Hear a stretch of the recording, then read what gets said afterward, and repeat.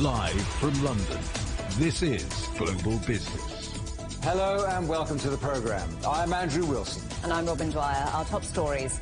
Chinese property giant Country Garden faces a liquidation petition from its creditor as Beijing tries to restore confidence in the property sector. From AI to robots, European and Chinese companies collaborate at Barcelona's Mobile World Congress. Apple pulls the plug on a decade-old electric vehicle project as global demand falls and automakers rein in investment. And why the meteoric rise of China's fast fashion brands like Shein and Temu is squeezing the air cargo industry. Chinese property developer Country Garden is facing a liquidation petition filed by one of its creditors. The petition is over non-payment of a $205 million loan.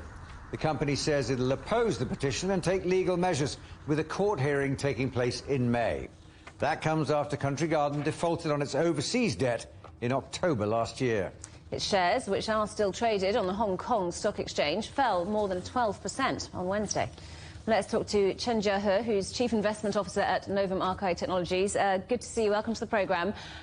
So what does this liquidation petition mean for Country Garden? How serious is it?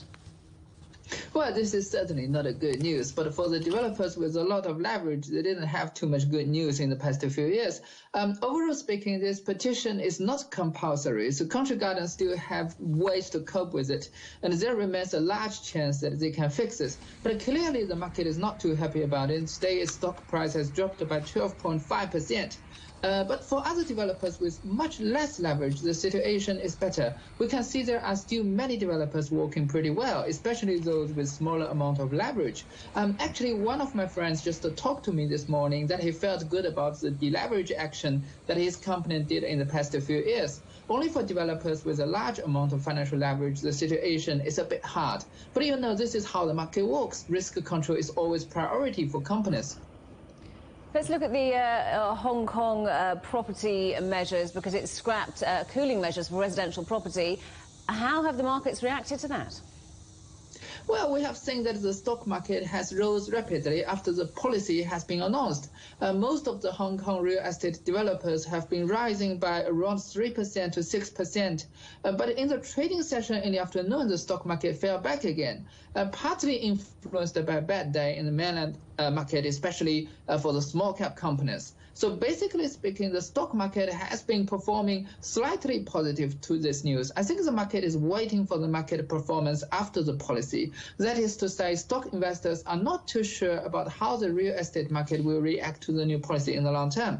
But since the market is already at a bottom level for Hong Kong real estate developers, and we can see some dominant shareholders are also increasing their stakes in the companies, they're buying shares back. Then buying the stable companies at this time might be a good idea.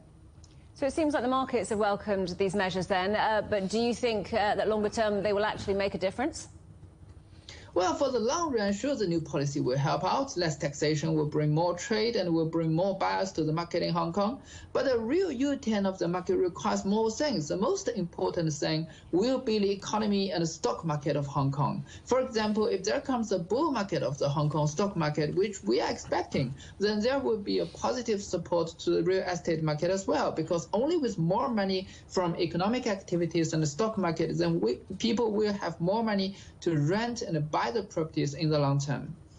And what about China's property sector more broadly? We know, of course, it's been through a difficult period. Is it starting to come out the other side? Well, currently we are seeing that the real estate market in mainland is stabilizing. It is showing in multiple aspects, such as the price is stabilizing in large cities, the trading volume is starting to stable, and very importantly, the building process of houses are stabilized. The risk of unfinished building is reduced. Currently, we don't see a bull market yet, but since the rental yield is still pretty low, which is staying at around or even less than 2%, then a bull market might not be something that the mainland property market wants anyway. What is the best for this market would be a stable market that holds for years. Then with the rising of income and social wealth and per capita GDP, there will be more purchasing power for the real estate market, which will finally support the market in the long term. Chen Jiahe, good to talk to you. Thank you for joining us. That's Chen Jiahe from Novum Archive Technologies. Thank you. Artificial intelligence and connectivity, just two of the big themes at this year's Mobile World Congress in Barcelona. Our correspondent Ken Brown is there and joins us live. Ken, for a start, lots of Chinese companies there, we gather. Yes, Andrew, a really strong Chinese presence this year. Over 300 Chinese companies showing off significant advances in tech, infrastructure and telecommunications. China's tech titans are here, like Huawei, Xiaomi, Honor. A lot has been made of the Xiaomi SU7 electric car that we've seen here in Barcelona. It's a real beaut, been blowing people away. We're also seeing a lot of new phones from people like Xiaomi, Honor, ZTE, Lenovo. Now, China Mobile is also here, a true giant, revenue over $140 billion last year. They recently launched a 6G satellite. So China Mobile at the forefront of the rollout of 5G and 6G technologies. Also, they're investigating how 5G is going to help with things like gaming, sports, music moving forward, lots of the entertainment sector. We're also seeing a lot of China-Europe collaborations. A prime example is the Mobile Coffee Shop, a partnership between Italian coffee group, the manufacturer Rea Vendors Group, and Chinese autonomous vehicles company Neolix. So imagine you're after your double mocha latte in the morning, Andrew, you could just go to your local robot barista. These are unmanned coffee machines on wheels. And we caught up with the man behind it, Luigi Gambardella of the China-EU organization. This is what he said.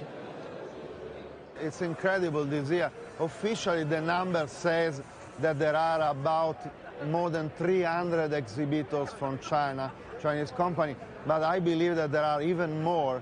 For example, in this initiative that we are presenting officially is an Italian company as exhibitor, but with Chinese company. So, and it's very interesting to see not only the quality of the presence, the number also of the participants, not only of the exhibitors. You can see when you go through the different booths. And I think I always say that it's unthinkable to think about World Mobile Congress without Chinese company. Will not be World Mobile Congress. Well, it's certainly a brave new world, Ken. What else has caught your eye today? Well, Andrew, what's really caught my eye are robots. Lots of robots, from the robot baristas making our coffee to robot cyber dogs protecting our properties. They're going to do the heavy lifting in warehouse, make our stuff in factories, assistance for the elderly. We're looking at a lot of applications in the military too. Soon they'll be driving our cars. Despite our fears of a robot takeover, you know, them coming over here and taking all our jobs, we're really looking not at that much. About 30% of the workforce at the moment might be looking at trying to find something new to do, but it will, of course, create a lot of new other types of employment. Now, we've been speaking to robots today to see what they think, and Amica here behind us, she's the world's most advanced robot. She's been answering questions all day. We asked her what was her favorite one. The future is, I cannot say, because I am not a mind reader. I cannot tell the future. However, I believe that in the future, robots and humans will work harmoniously to create a better future. Am I correct?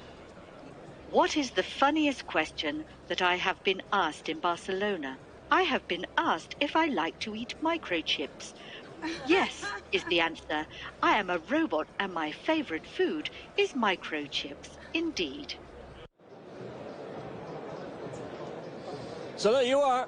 They're even funny too, the robots. They'll be taking all of our jobs soon, but it could be a good laugh along the way. Lots more to come here from the Mobile World Congress. From me and Amica, for now, we're going to say goodbye. Amica, we love you. I love you too. Goodbye. Lovely to meet you. Talk to you soon. Ken, great stuff. Thanks very much indeed. Ken having a riot there at the festival. China's tech giant Baidu saw a 6% rise in its fourth quarter revenue, helped by AI apps and growing advertising. But the full-year picture was dragged down by the amount that Baidu's invested in its artificial intelligence technology. Last year, China's largest search engine launched its ChatGPT-like Ernie bot to tap into the AI sector. It says the Ernie AI service is already contributing to the company's revenues. Chip machine manufacturer ASM International forecasts stable revenue for the first half of 2024 after a rise in fourth quarter orders. The company reported $734 million in new orders, driven mainly by continued strong demand from China. Despite restrictions on the export of the most advanced equipment to China, ASM still benefits from supplying machines used in the production of less advanced chips. Shares in Vodafone have risen after the British telecom giant said it was in talks to sell its Italian arm to Swisscom in a deal that would value the unit at $8.6 billion. Swisscom said it intended to merge Vodafone Italia with its Italian subsidiary. The deal would have to be approved by Italian and European regulators.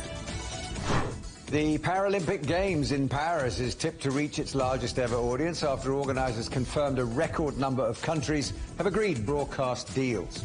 With 6 months to go before Paris 2024, the International Paralympic Committee said more than 160 nations had agreed to televise the event. Total broadcast revenue has also increased by more than 20% on the Tokyo Games in 2021. Aston Martin halved its losses last year as luxury car prices hit record highs. The British car group's full-year picture saw revenue grow by 18% to just over $2 billion. The car maker has recently been hit by production issues and a delay in its first fully electric model. And Apple has pulled the plug on its electric vehicle project. The move comes as demand for EVs slows and automakers reduce their investment in the technology. Well, let's talk to our correspondent, John Terrett in New York. So, John, yes. This is a big move by Apple on its EV project. Yeah. No. Made all the business programs last night. I was at home watching. Couldn't believe it either. You have to understand, here in America, desire for EVs is rather faltering. People want to be green and conscious of the environment. Of course they do. But at the same time, this is a big country, and they're fearful of being trapped without any charging device near them if they're on a late-night run or something. So people in America are okay to have EVs as run around the town, but they don't want them for long journeys. They prefer hybrids here, where you have a mixture of gas and electrical engines. And the problem is, if you imagine the snow states up in the north, places like Wisconsin and Michigan, where these election results are coming in from today, it's so cold there. You can't, if you've got an EV, in many cases, run the radio and the heater and not see your battery just being sucked away. And that's the problem. And that's why they're kind of losing their luster a little bit here. Now, Apple wanted to be a pioneer in all of this, and they've plowed billions of dollars into it.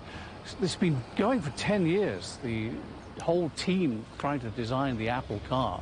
So 2014 it started, and they took on thousands of staff as well, and those staff are learning, just like you are right now, that their jobs have been evaporated. They're going because the whole project has been called off. And there is another problem as well.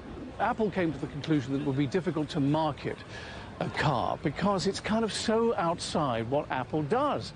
We know it for the iPhone, we know it for its services now, you know, Pay and music and TV and that sort of thing. So suddenly we're going to have an Apple car. It's kind of a bit difficult to get together. So they've scrapped the plan. And it is a major headline here. Apple shares are down 0.6% right now, not really very much. The money is going to be transferred. The funds are going to be diverted. Guess where? To AI. Well, there's a surprise. Now, that is a better fit for Apple, I have to say. It's a better fit all round.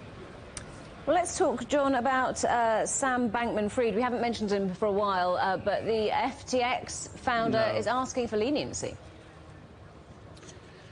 Yes, he is, and you're going to hear a lot more about him in the course of the next month. I'll tell you why in a second. Look, this is the emperor's new clothes writ large, okay? I am reading this book, which I recommend to you at the moment, by Michael Lewis. It's called Going Infinity. And it's the story of Sam Bankman-Fried. And a lot of people on Wall Street dislike Michael Lewis because he's too praiseworthy of Sam Bankman-Fried, or they think he is. He sort of makes the point he's not as bad as all that sort of thing. And Wall Street really feels the opposite. But what you learn is that here is a man who wore nothing but shorts and dirty T-shirts, who would fly across the country with nothing but his laptop and a pair of underpants. That's all he ever took with him. A man who was donating to political parties left and right, both Republican and Democrat. A man who was promising the earth to all sorts of people, being interviewed by the country's leading journalists while he was playing video games and not really listening to what they had to say. And a man who would frequently promise to turn up to give speeches or donations or something like the Met Gala here in New York, which is an annual event, and then just simply not turn up, angering everybody. So that's what this book is teaching us. He'll be sentenced on March the 28th, so about a month from now. His lawyers say, look, you've got to remember that FTX as a company has bounced back. We've recovered most of the money. Outside what happened, he had a good character, and his family are very worried that he will have an extremely dangerous time if he actually goes to jail. Wall Street says throw him in jail and throw away the key, because he hurt a lot of people here. A lot of these people's clients were hurt, and they blame Sam Bankman-Fried. How ironic, then, that on this day, Bitcoin, which Bankman-Fried didn't even know properly what it was or how it worked when he started FTX, Bitcoin today is up 7%, $4,000 at $61,000. That is a bigger comeback than Donald Trump. And John, we can't let you go without talking about GDP figures which have just come out. Yes, boring, but we do have to touch on it. So this is, I believe this is the second look at GDP. I thought it was the first. I must have missed the first one. So it's the second look at GDP. GDP is growth or activity in an economy. It's, in the case of GDP, it's all companies, whether they're owned and run here or whether they're foreign owned and run here. Government spending, I think, is in there as well. It's all lumped together. So it shows you the activity in the last 3 months. And it was just marked down a little tick, 3.2%, not 3.3%. Still strong, still very, very solid. Consumer spending is the reason, says the Commerce Department. And the effect on the markets here today, well, the Dow is down 59 points at the moment, S&P 500, 7 points, NASDAQ down 0.5%, gold struggling to hang on to earlier gains, and the 10-year yield, which is linked to mortgages, down a little bit, still elevated, though, at 4.2%. John, never boring. You always bring it to life. Don't do yourself down. That's our correspondent, John Terrett, in New York. Thank you.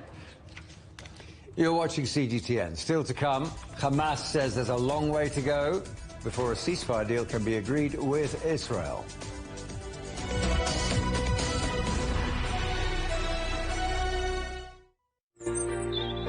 Ever wondered what's the difference between a bear and a bull market?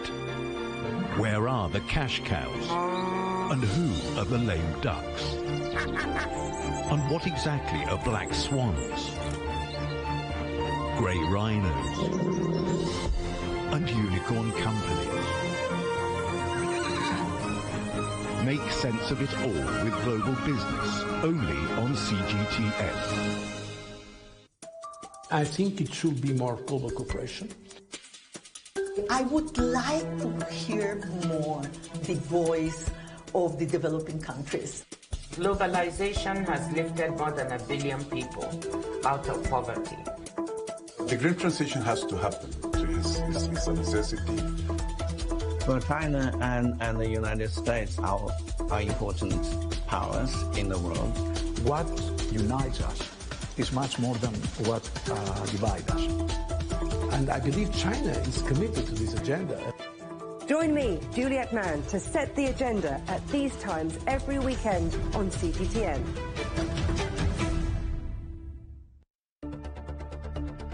Events have consequences. Words create impact. One more offensive in a long line of battles that's been ongoing for more. Just got to be careful here with some gunshots. Excuse us.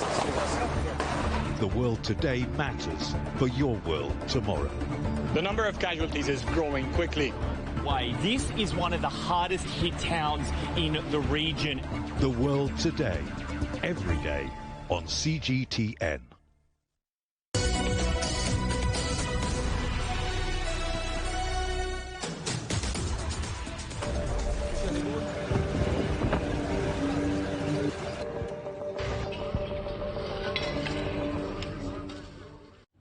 Hello, welcome back.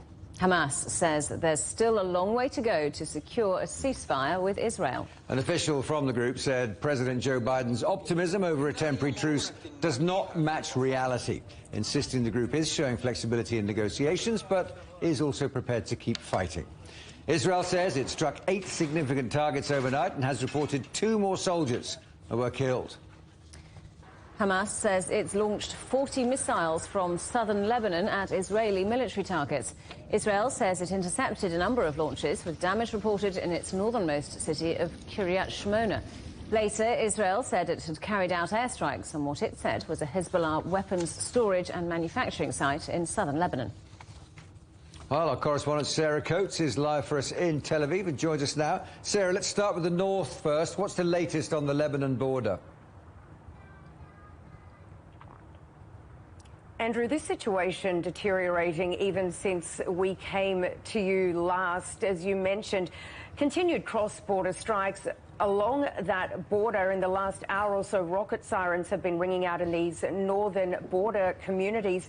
And this was after a fairly major attack earlier today, which has been claimed by the Hamas branch in Lebanon. It fired around 40 rockets from southern Lebanon into Israeli territory. According to a statement, these missiles were aimed at IDF bases, but we do know that a few of those rockets made it through Israel's Iron Dome air defense system, landing on a residential building. Pretty dramatic pictures coming in showing a massive hole in the roof of this building. We do understand there were no injuries, but certainly significant damage.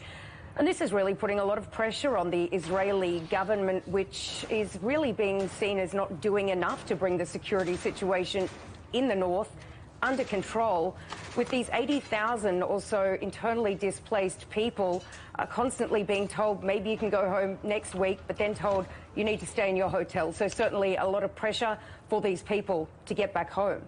OK, Sarah, and regarding this ceasefire, Hamas has made it clear that there's a long way to go before they're going to get involved in anything. What's the latest from Israel? We do understand that the Israeli Security Cabinet is set to sit down tomorrow night, Thursday night, to discuss this draft proposal. But it certainly doesn't seem as though a deal could be close. We heard from the Israeli government spokesperson Tal Heinrich. She came out to say that there will be no deal unless Hamas drops what she's calling its outlandish demands. And it certainly appears as though the sticking point, the stumbling block, may be the same as what we've seen in other rounds of talks, and that is the end to this war. Hamas has been very clear that it wants an immediate ceasefire. Israel says that this simply won't happen, that even if there is a deal, there will be this operation that continues into the southern city of Rafah. But at the same time, the pressure is mounting on Benjamin Netanyahu to bring these hostages home. A little earlier today, many of the family members began a march from the Gaza border communities. They're on their way to Jerusalem. Let's listen to what they have to say.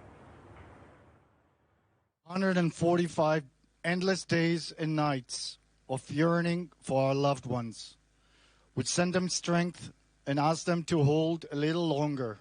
Omer, just a little longer. A deal is possible. Starting today, we will march for 4 days under the message, United for the Release of Hostages. Andrew, they are set to arrive in Jerusalem on Saturday, with more protests scheduled for then. Sarah, thanks very much indeed. Sarah Coates there, live for us in Tel Aviv. Qatar has accused Israel of deliberately starving the people of Palestine, calling for international pressure to be put on Israeli leaders. The United Nations is warning over 500,000 Gazans, a quarter of the population, are on the brink of famine, with Israel systematically blocking aid deliveries. Here we are at the end of February with at least 576,000 people in Gaza, one quarter of the population, one step away from famine, with 1 in 6 children under 2 years of age in northern Gaza suffering from acute malnutrition and wasting. And practically the entire population of Gaza are left to rely on woefully inadequate humanitarian food assistance to survive. Our correspondent Noor Harazin reports from the southern city of Rafah. Well, yes, actually, even though the reality here on the ground and what is happening here on the ground is that the situation is just going from bad to worse. I mean, talking about the humanitarian aid, talking about the continuous Israeli attacks on Gaza. I mean, during the past 24 hours, there were hundreds of Israeli attacks on Gaza. The Palestinian Health Ministry said that 76 people were killed in Gaza over the past 24 hours. And this brings up the death toll here in Gaza since the 7th of October up to 29,954 Palestinians. So regarding that, it is an ongoing war of starvation also, but the Palestinian people here on the ground are hopeful, especially that we are around 10 days away from the holy month of Ramadan, this month where Muslims around the world are known to fast during the day. So Palestinians here on the ground, they are hopeful that maybe this will put some pressure on the Arab and Muslim countries, somehow put more pressure on Israel and also Hamas to accept and to come with this new humanitarian ceasefire where Palestinians on the ground here at least can enjoy some sense of relief during the month of Ramadan. And there have been repeated warnings from the United Nations about the potential for famine, child malnutrition. How are people coping with the conditions? Well, people here on the ground, they just have to live through whatever they are facing. The UN said that around 576,000 Palestinians are actually one step away from a famine. So this is around a quarter of the population of Gaza. It means that 1 out of 4 people here in Gaza are starving. And this is something that we are witnessing here on the ground, with very little aid that is being allowed to the Gaza Strip. However, there were these efforts from France, Jordan, also Egypt. Over the past 3 days, they have been dropping food aid on the west coast of Gaza, in northern Gaza, middle Gaza, and southern Gaza. Even though some of these packages actually landed in the sea, but Palestinian fishermen went out after it, and they managed to evacuate some of these packages from the sea. Palestinians are thankful that the Arab countries are putting some energy in assisting and helping the people of Gaza. The conflict in Gaza has had a significant impact on the U.S. presidential primary held in Michigan. President Biden won Tuesday's primary despite thousands of protesting voters registering their ballot as uncommitted. Halfway through vote counting, nearly 60,000 Democrats had used their votes to voice anger over Biden's support for Israel's offensive. A spokeswoman for the late Russian opposition leader Alexei Navalny says his funeral will be held in Moscow on Friday. She said there would be a ceremony at a church, followed by a cemetery burial. Navalny, who was a vocal critic of President Putin, died suddenly 12 days ago in an Arctic penal colony. A court in southern Russia has jailed a Ukrainian man for 11.5 years after convicting him of espionage. Russia's security service says 57-year-old Sergei Krivitsky tried to buy secret missile components and smuggle them to Ukraine. The court did not say whether or not he pleaded guilty. Senators in the U.S. state of Alabama have filed bills to protect in vitro fertilization services. The bills aim to give immunity from civil and criminal liability to providers in the industry. It comes after the state's top court ruled earlier this month that frozen embryos have the same rights as children, causing some IVF clinics to stop treatment. And South Korea's fertility rate, already the world's lowest, continued its dramatic decline in 2023, falling to a record low of 0.72 births per woman. That's from 0.78 in 2022. That's far below the rate of 2.1 needed to maintain a steady population. Women in South Korea are concerned about their careers and the financial cost of raising children. Many have decided to delay childbirth or not to have babies at all. The Chinese city of Xi'an is offering newlyweds the chance to win money in a bid to encourage more weddings and more births. The couples will be given lottery tickets once they present their marriage certificates. China's population fell again in 2023. Birth and marriage rates have also seen steady declines. The campaign will run until the end of November. The French government's plan to enshrine the right to an abortion into the constitution is facing a tough test in the Senate, where it's being voted on.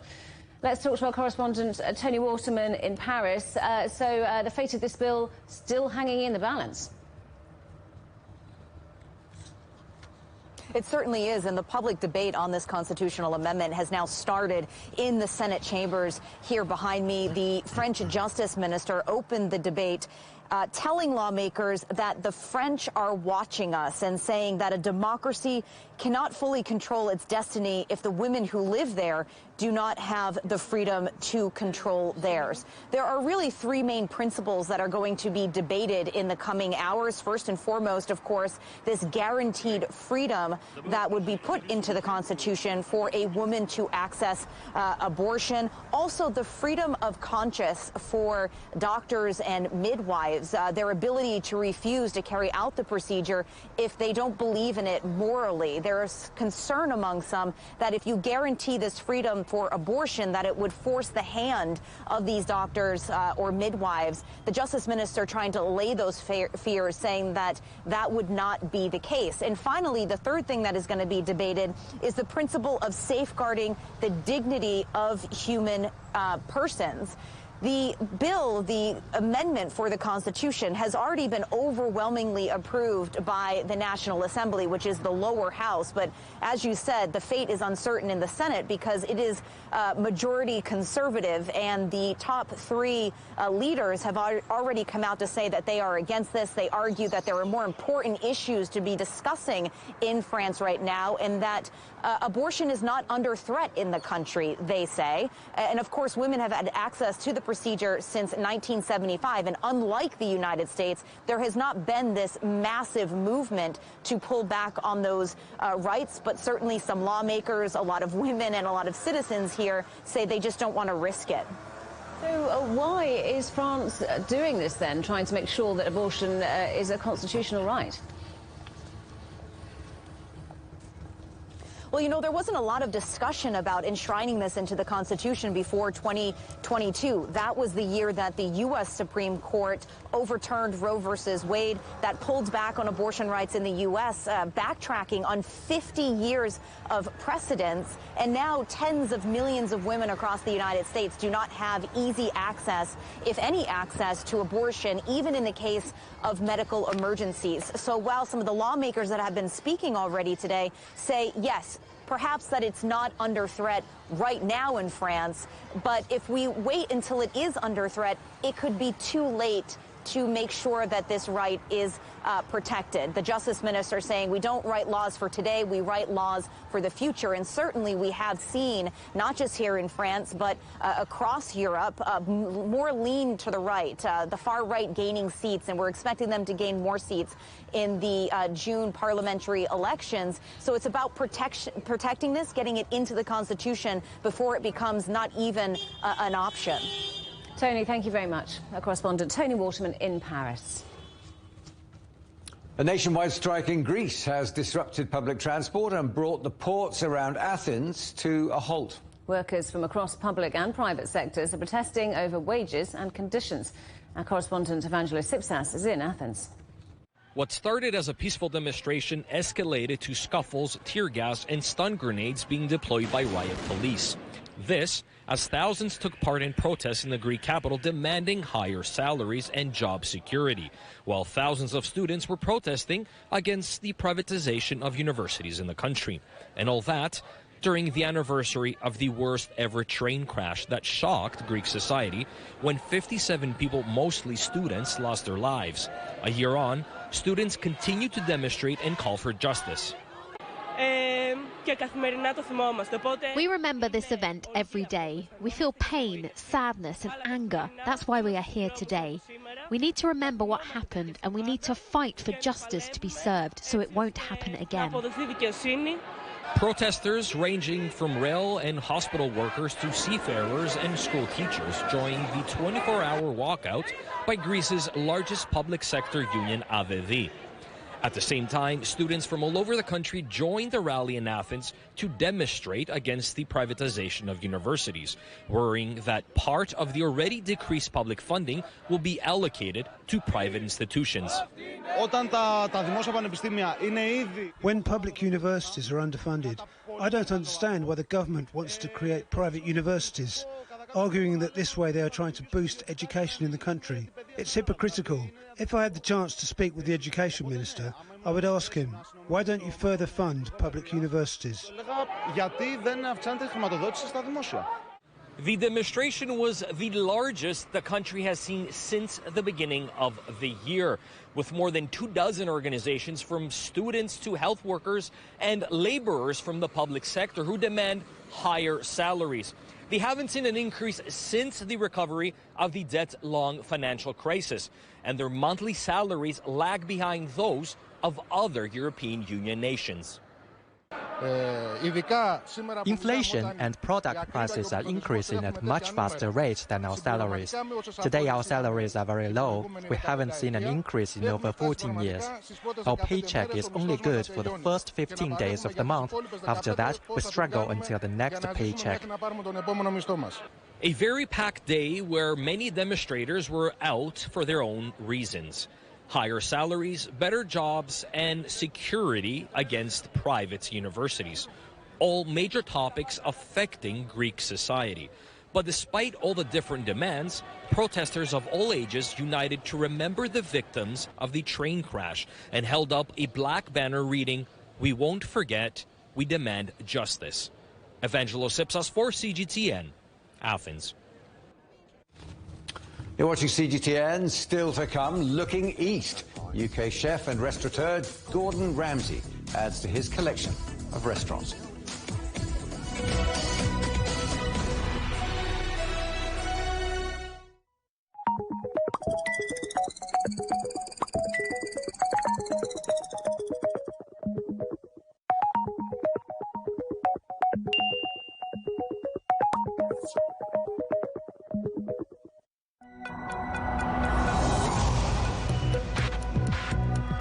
Each day, there are millions of stories. Each one can open new perspectives, new possibilities. Wherever you look, we are there. To see, discover, explore. We put the pieces together to find what really matters to you. All around the world, all around the clock. Our reporters are at home across the globe. From our headquarters in Beijing and production centers in Washington, Nairobi, and London, China Global Television Network. Stories from across the globe, reaching people across the globe. CGTN. See the difference. What do we mean when we talk about the difference? Brazen axe. The difference is in the detail, in the background, Defense ministers from the wider angle and perspective of every story. Wherever the story may be. CGTN. See the difference.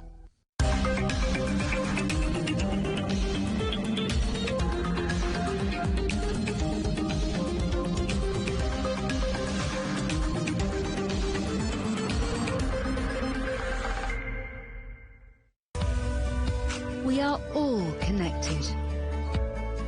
Across borders, across continents, connected by ideas, a shared humanity. Stay connected.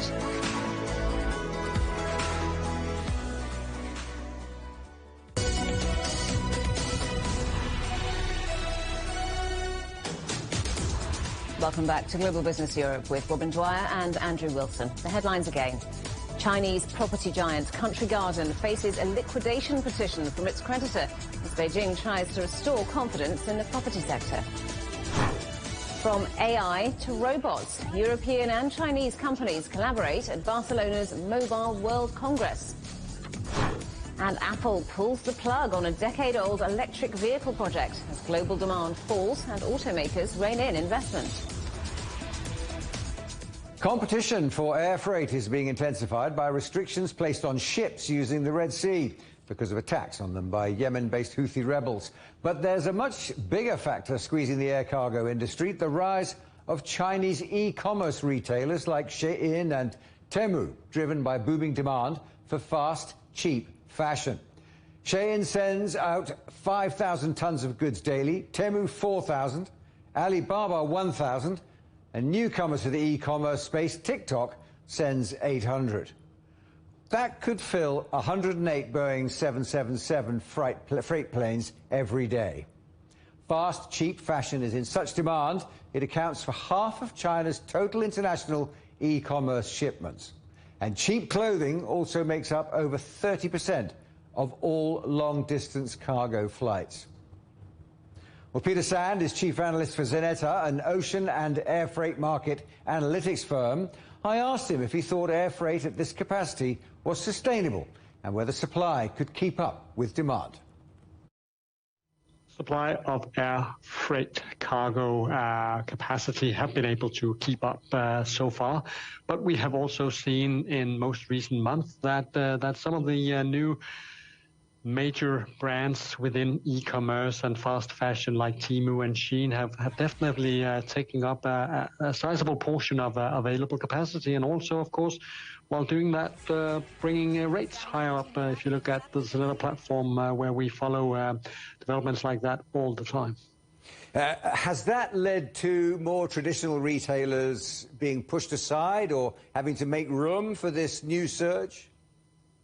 Yeah, I think it's fair to say that this new fast fashion market is not just an add-on to the existing market. Obviously, it eats into an already well-established fashion market. So main brands like it may be Zara, it may be H&M, it may be other largely and established fashion brands are obviously being squeezed by these fast movers with a very attractive business plan. At least they are luring a lot of, say, high spending youngsters to their easy use platforms, and by that also driving demand for air freight as well as cargo and demand. I mean, the model seems to be based entirely around large scale, cheap budget exporting at the moment. Do you think we're looking at a future where some of these Chinese warehouses might set up operations closer to their customers? I think that's a natural development. So you point exactly at where we may see a sort of plateauing in terms of demand also for air freight, at least from the very day-to-day basis, because obviously at some point in time, when you have at least an estimated 600,000 packages being flown out of Asia towards American consumers on a daily basis, you need to do your logistics smarter at some point in time, not only from a profitable sustainability perspective, but certainly also from an environment perspective. So setting up warehouses closer to the main consuming regions, I think is something that we will see in the not so far and distant future. And it may also be that some of those goods find their way to the ocean carriers if it doesn't rely on speed only in terms of getting their product to market. And do you think that might apply also to sourcing the raw materials for the products? I think, I mean, it's been questioned a number of times how the supply chains behind these products, especially the cotton, is sourced. And I think the more you get into the eyes of the general public and of course also that of political correctness, you must scrutinize those supply chains also from where you are sourcing your material. So I think that all comes with the rise of stars like this in the e-commerce business, that you cannot do this well without, say, ensuring that your supply chains behind the products is also sustainable, also from a humanitarian perspective. Europe's electric vehicle market is becoming more competitive thanks to new, more affordable models from China, France and the US. Our correspondent Johannes Pleshberger is at the Geneva Motor Show, looking at some of the cars that could be on our roads very soon. A world premiere for a compact hybrid from China. The MG3 is set to enter Europe's most competitive car class. This is the first time for MG in Europe that we are entering to the B segment. So it's a very competitive segment. Like in France, for example, it's the biggest segment in terms of sales. 200 horsepower for roughly $22,000. MG Motor is entering the full hybrid market at a lower price than its core competitors, aiming for a new bestseller.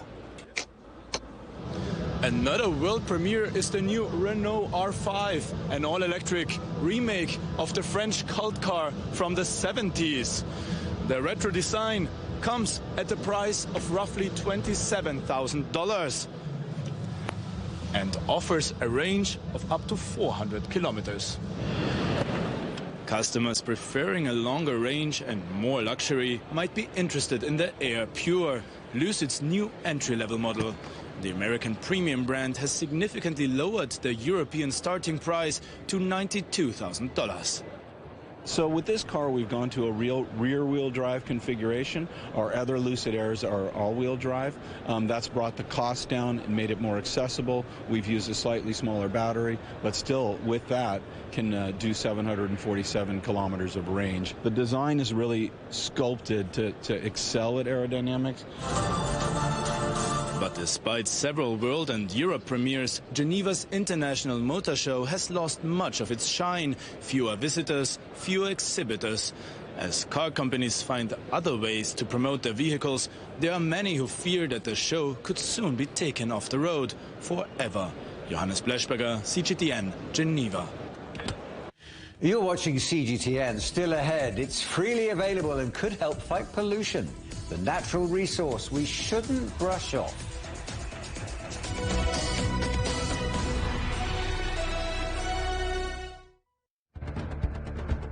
Events have consequences. Words create impact. Unprecedented scenes that we saw. The cleanup operation is now well and truly underway.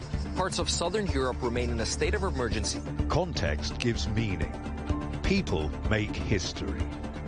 Far more than 1,000 people have come here today. But authorities are still on high alert. So now we've actually become the border on this road. A complex world demands a comprehensive view. But with the cleanup efforts more or less under control, the economic impact is bound to ripple across the country. There's plastic pollution everywhere. Because the world today matters for your world tomorrow. This is the living area of the crew. The focus is firmly on future technologies. Well, this is something completely different. The world today, every day on CGTN.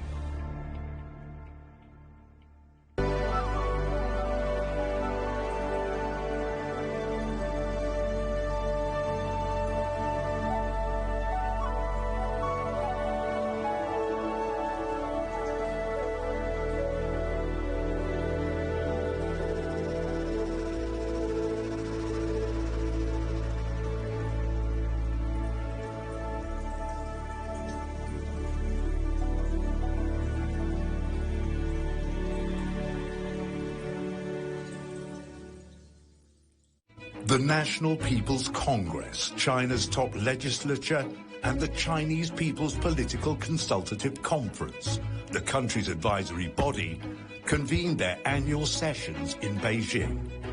Lawmakers and advisors will assess the country's performance, craft laws and refine policies that will chart the course of China's ongoing modernization drive. Join us as we bring you highlights and analysis of China's agenda in our special coverage of the two sessions here on CGTN.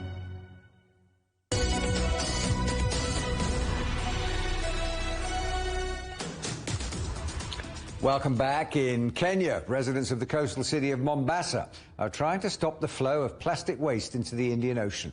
Volunteers have been collecting piles of rubbish from the beach for recycling. But as our correspondent Wilkiston Yabwa reports, more needs to be done to tackle plastic pollution. A single piece of garbage floating in the ocean is just one chapter in the story of the ocean's plastic pollution problem. Across Africa, plastics are entering oceans at an unprecedented rate. Their durability, the very factor that made them attractive in the beginning, now poses the biggest threat. This neighborhood in Likoni along Kenya's coast overlooks the Indian Ocean. What started as a little village dump site outside has turned into a massive environmental threat. The problem is sometimes we don't have a place to dispose the waste nearby. The nearest area is quite far, so people end up just dumping their waste. Food wrappers, plastic bottles, bottle caps and bags are some of the most common plastic waste items. As awareness about the impact of plastic pollution continues to grow at the Kenyan coast, several small groups gather every so often in order to clean beaches such as this one. We collect different types of plastic, hard, soft, and sort them. We take them to a storage area and later we sell them. But every day the ocean spits out even more plastic waste, blown by winds from other regions. A UNEP report warns that if the current trend continues, there will be more plastic than fish by 2050. So what can the public do? 34 African countries have moved to ban plastics, with varying levels of success. Conservationists also want manufacturers to slow down and ensure that the plastic that already exists is recycled and circulated in the economy for as long as possible. With businesses, we are working to close the tap. What we mean is the reduction of manufacturing of plastics, to encourage alternatives to plastics. Garbage is a resource that has been misplaced. Once it's sorted and placed in the right space, then it's a resource that can help improve livelihoods. Thank you very much. Earlier in the year, 175 countries endorsed a resolution to forge an international, legally binding agreement to end plastic pollution. It addresses the full life cycle of plastic, including its production, design and disposal. It's just one step, but every move is another step towards ending plastic pollution. Wilkes Anyabwa, CGTN. Now, it's a natural resource that fights pollution and could help vegetation grow, something widely available but often overlooked. As our correspondent Mark New reports, this very useful material grows on your own head. Okay, here we go. Lisa Gauthier is opening her mail to find it full of valuable donations that her charity group needs. Hair is amazing. It's protecting your eyes, like eyelashes, eyebrows, and your facial hair. It's protecting your nose and your mouth and your ears. It's also regulating your temperature, right? So it stands up and traps hot air when you're cold in it, and it collects moisture from your sweat when you're hot. Gauthier says Matter of Trust was the very first charity to take human hair donations to do this. Jaden Wynn expertly separates and spreads out the hair, then runs it through a felting machine. She creates two scrims that essentially sandwich another layer of hair filler, forming a mat. Amazing with this. You get a real sense of how to manipulate the hair, just like a hairstylist would. They do use animal hair donations too. And the mats produced perform critical functions, used around the world in oil spills, drains, and filtration systems. Hair soaks up between 2 and 9 times its weight in oil. And so just that alone is interesting for like use in major oil spills, but also like storm drains, where 50% of the oil that gets into our waterways, it goes through storm drains. Matter of Trust has 108 global partner hubs in 41 countries. Some are located at alpaca farms, others at wig maker shops, and some like their headquarters together with hair salons. It allows for immediate donations, so here goes. Medium length and long hair is much better for the mats, but short hair like mine may have a calling too. At San Francisco's famous Presidio National Park, an experiment is underway, testing chemical fertilizer versus compost versus hair to help grow the lawn. All of this was barren. There was just absolutely no green, all just dirt. And as you can see, the hair is doing pretty well. It's only been a few weeks, but as we compare plots, it appears that hair is winning. The water goes through the hair because it's hydrophobic, so you don't need to irrigate the fog and the rain going through the hair into the soil, but the hair is like a protective against the sun and the wind. Back at Matter of Trust's headquarters, we also get to see an oyster shell bag made from hair. Yet one more way they're making sure a renewable resource does not fall to waste. Mark New, CGTN, San Francisco. And finally, British chef Gordon Ramsay says the luxury culinary scene in Shanghai could soon rival that of London or Paris. The Michelin-starred restaurateur has just had his first opening in the Chinese city, and he told CGTN's Chen Tong it's long been a dream of his. This man is Gordon Ramsay. Thank you so much for taking the interview. Widely known in the Western world for strong language on TV reality shows and his immense catering business. Owning numerous restaurants in the world, Ramsay now has this restaurant opened in Shanghai. Shanghai for me now is at the forefront of one of the most sort of exciting culinary platforms. There's a lot of young chefs that have left this city and ventured off into Italy and Europe and come back to the fold and are really making some great names for themselves. The country's always been producing phenomenal produce, from the fish to the meat to the vegetables. So it's an amazing time for Shanghai cuisine, and that Western influence is literally really putting these restaurants, especially these young chefs, at the forefront and on the map. And you know, Shanghai's catering market is also very competitive. Like, people have a very sophisticated palate. So do you also see challenges here? Because we have so many Michelin stars right now in Shanghai. I love a challenge. Shanghai is desperate for luxury. It oozes great sophistication, and competition's healthy.